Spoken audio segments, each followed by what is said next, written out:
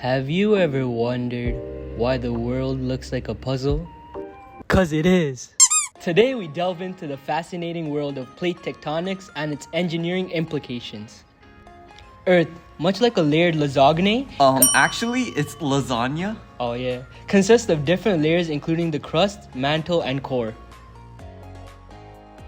The crust consists of large slabs of rocks which fit together like a puzzle, and these are called plate tectonics. Plate tectonics, first proposed by Alfred Wegener in 1915, revolutionized our understanding of Earth's dynamic process. He also proposed that millions of years ago, all the continents we see now once fit together tightly into a supercontinent called Pangaea. Evidence for the theory of plate tectonics include the fitting together like a puzzle, fossil similarities across continents, matching rock types, and ancient climate. But Sid, what is the evidence of all this motion? This motion right here? Run that back, turbo. No man, the evidence of plate tectonics motion. Oh, that motion. Well, they're carried along by convection currents in the upper mantle. These are technically slowly flowing molten rock below the crust. Oh, so it's like a part of a conveyor belt and the bags on top of the conveyor belt are continents? Yeah, exactly. And these movements are measured using satellite-based methods, such as satellite laser ranging and GPS. But how do these plate tectonics cause problems for engineers? Well, there are three types of plate boundaries that dictate seismic activities and natural disasters. Divergent, which move away. Convergent, which moves towards.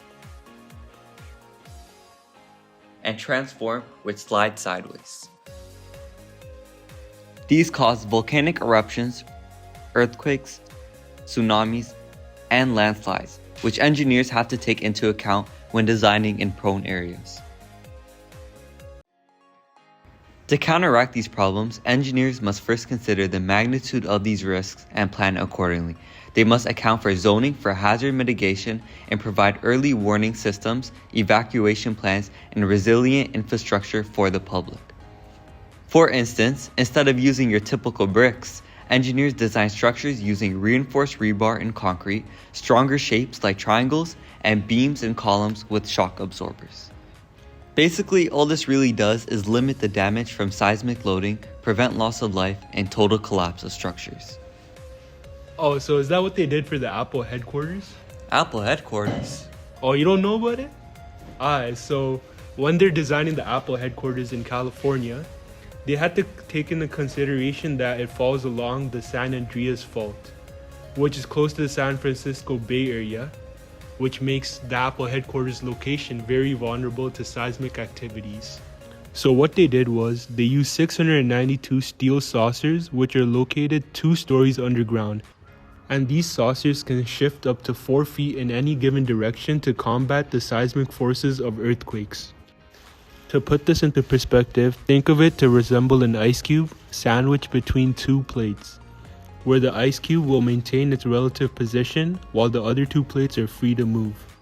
Doing this, Apple became one of the very few Silicon Valley companies to incorporate earthquake proofing into their headquarters. Oh my god, that's so surprising, really. I can't believe my eyes. Yeah, just like Apple, engineers are required to plan for the worst and create alternative solutions for long-term problems. Plate tectonics not only shape our planet, but also pose unique challenges and opportunities for engineering innovation. As we continue to explore and understand Earth's dynamic process, we engineer a safer and more resilient world for generations to come.